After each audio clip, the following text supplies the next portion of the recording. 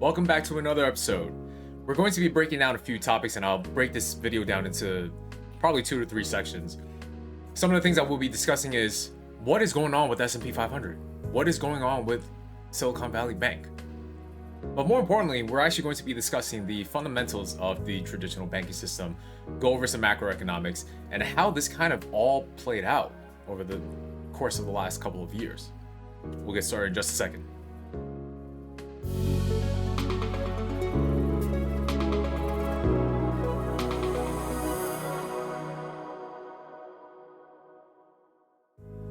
Now, before we begin, I think it's important to understand how the traditional banking system works, fractional reserve banking, what it means to open up a checking account with a bank. The traditional banking system is centralized, and we'll dive into more about that later. But when you open up a checking or savings account with Chase, TD, Bank of America, Wells Fargo, you are now a customer and depositor to that bank. Now, deposits cost money for the bank. What banks do as a result is they use your money to sell other products. For example, loans. They give out mortgages. They have credit cards. They make money off fees and rates. So when you're depositing your money into the bank, you're sending it to an institution, an intermediary. Now that intermediary is using your funds to sell other things and make money off of that way, including using it to invest in other assets such as treasury bonds and bills, things like that. Now we can dive into centralized versus decentralized. Our traditional systems are all centralized. What I mean by that is that you have to send your assets and your money to an intermediary, an institution, before you can do anything else with it. Robinhood, TD Ameritrade, Webull. These are all examples of centralized brokers when it comes to trading. Venmo and PayPal, and Zelle included. You are sending your money to an institution before the recipient can receive it. When we discuss decentralized finance, and this is essentially the fundamentals of crypto and why it was started. With crypto and decentralized finance, you have full control over your money. You connect a wallet, you send it to whoever you want. If you'd like to exchange for other assets and other tokens, you go on SushiSwap, PancakeSwap, Uniswap, just to name a few. You connect your MetaMask directly, and then you can exchange your assets. There's no intermediary. It's just you, your wallet, and another wallet. That's it. Now, if we go into the macroeconomics and what we've seen over the past 2 to 3 years, if you remember my analysis that I wrote from January of 2022, essentially calling the entire bear market last year, we dove into the concepts of the macroeconomics and it's how it occurred. Now, with COVID, it was very evident. We had quantitative easing, money was printing, printer go burr, and interest rates were very low. People were able to take out loans, pennies on a dollar. This is also fundamentally healthy for tech companies and growth stocks, which is why you saw such a huge rally during COVID, especially when it came to growth sectors. Tesla, Amazon, Apple, just to name a few. But what happens when monetary policy is now tightening? Interest rates are rising. Everything becomes more expensive. Now, if you'd like to take out a mortgage, you're paying anywhere from 5 to 7% interest rate on your loan. This affects companies as a whole.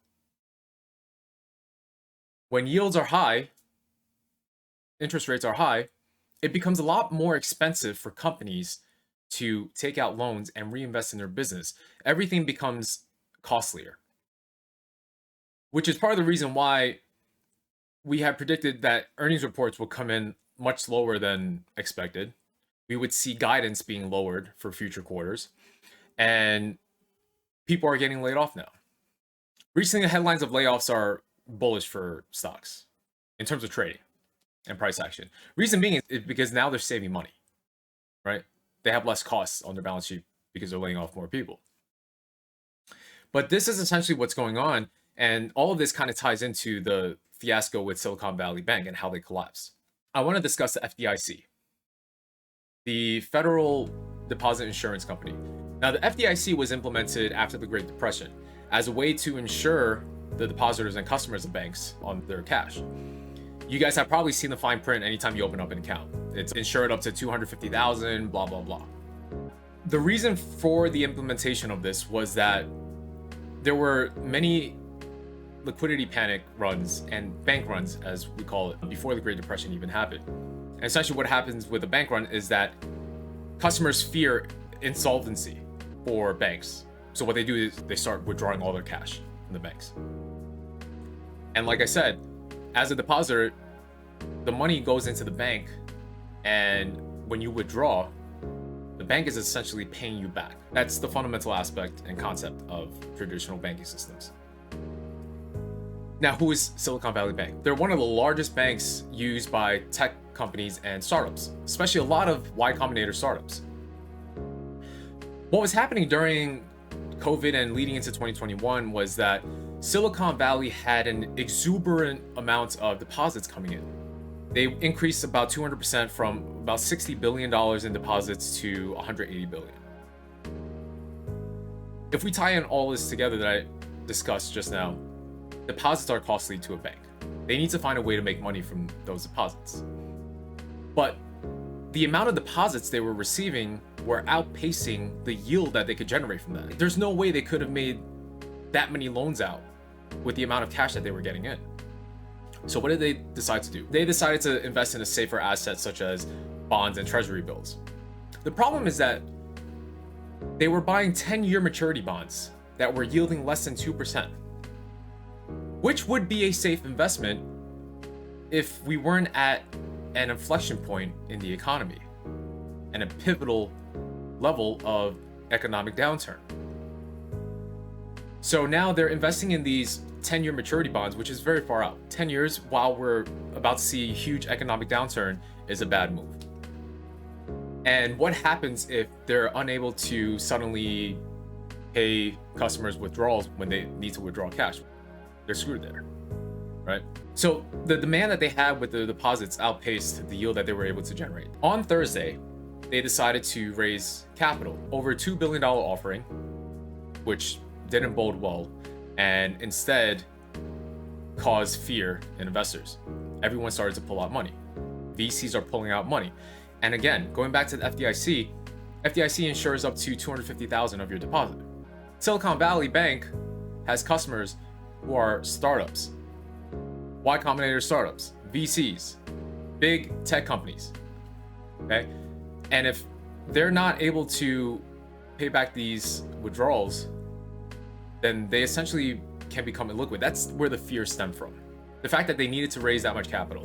They also sold their bonds that they bought for a $1.8 billion loss.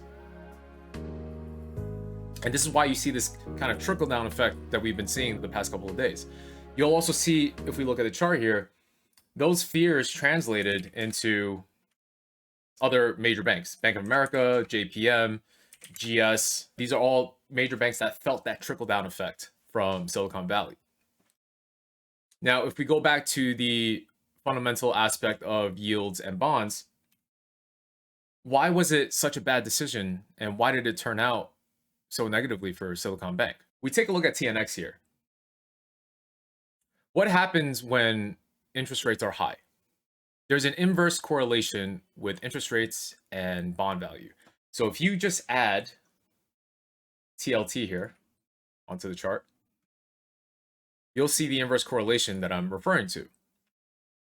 So if Silicon Valley had decided to invest their money into safer assets such as bonds, but then we're at a pivotal point in the economy in which everything is tightening, interest rates are rising, guess what? Those bond premiums are now devalued. So in order to be liquid and have more cash, if they sold it now, they would be taking a loss. Now, after the fiasco and the news happened on Thursday, I was telling you guys on stream, Silicon Valley is likely going to be an acquisition target. Today is Saturday, so there may be more news being updated on Sunday, but either a bank is going to acquire them and handle the balance sheet, or they get bailed out by the Fed. I'm not a macroeconomist. I just look at what's in front of me, but this is going to be a pivotal point for the Fed. I think this will force them to slow down on the rate hikes. They have to. and they have to ease up on it. A lot of people are comparing this to the '08 crisis. I don't think this is on the same level as the '08 crisis. Silicon Valley is a very niche bank that focuses more on startups and tech companies. Do I think there will be a trickle-down effect? Yes. I think a lot of individual names will be affected. For example, Roku had about a quarter of their cash in Silicon Valley Bank. And now we have to see what happens in terms of the rest of the cash that they're uninsured for. I believe it's about over 90% of the cash in Silicon Valley is uninsured because it's way over the 250,000 limit. The '08 crisis is very different. '08 crisis, banks were giving out very high risk mortgage-backed securities that had a very high risk of default. And that basically caused the housing bubble. This will definitely have a macroeconomic impact on the entire market. However, I can't say that the impact is going to be as severe as the '08 crisis. So we'll have to see with that. In terms of trading, I always emphasize to you guys, trade what's in front of you. You can have a macro bias, whether you're bearish or bullish, doesn't matter. But you need to understand how some of these macroeconomic impacts can have on your trading on a daily basis.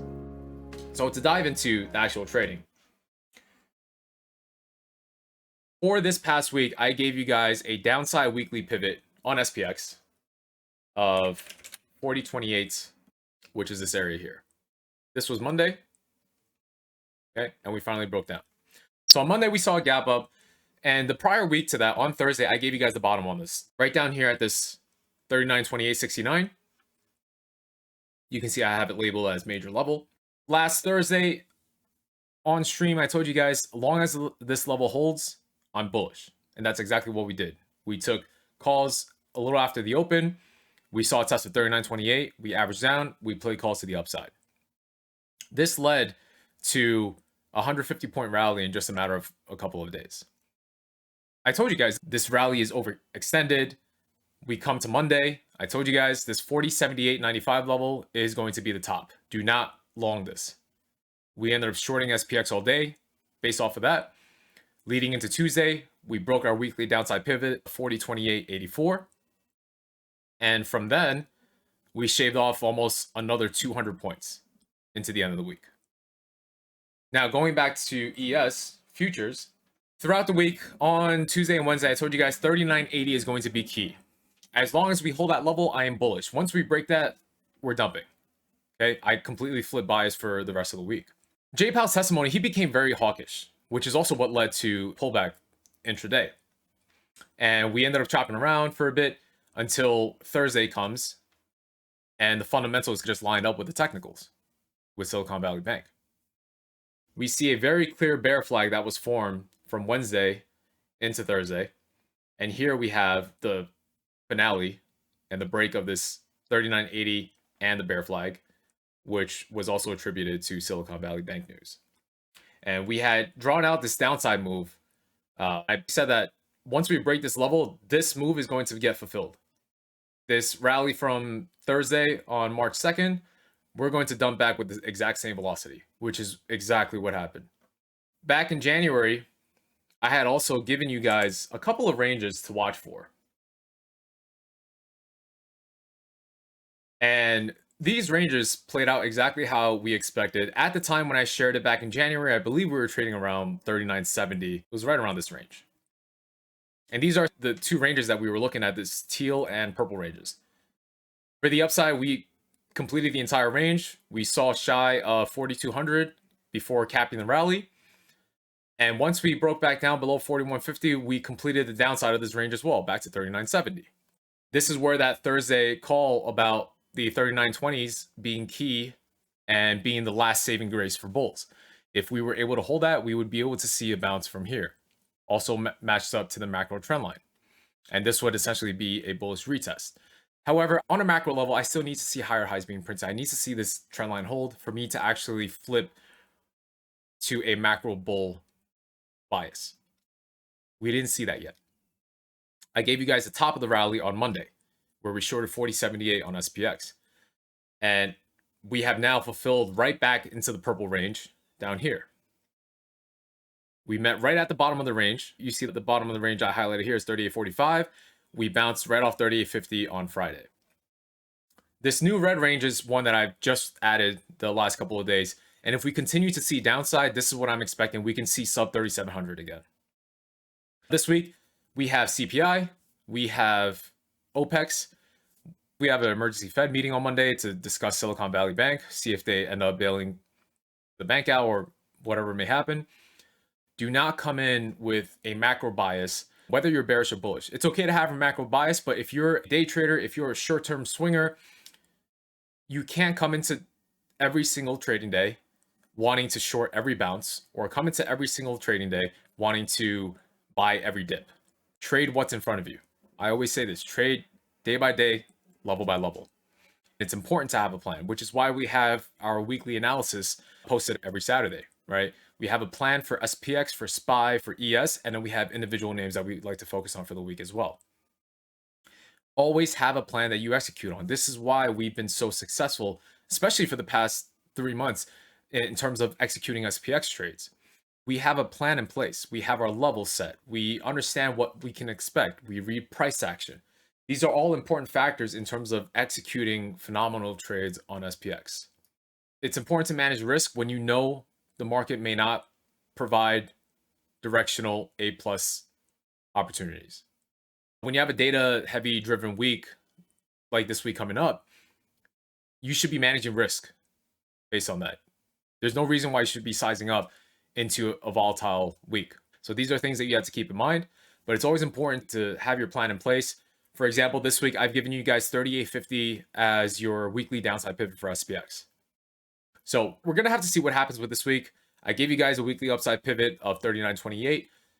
I wouldn't be surprised if we end up range bound, considering how much the market has shaved off just in the past week or so. But always have a plan and execute that plan. That's all that I have for today. I hope you guys did learn something. And if you guys find value in these YouTube videos, please subscribe, share. I will do a better job in terms of putting out content in a timely basis. My schedule's just been a little tough lately. But if you would like to keep updated with things and trade with us, feel free to join our Discord. Website is down below. And if you guys have any questions, feel free to comment on the video directly. See you guys next time.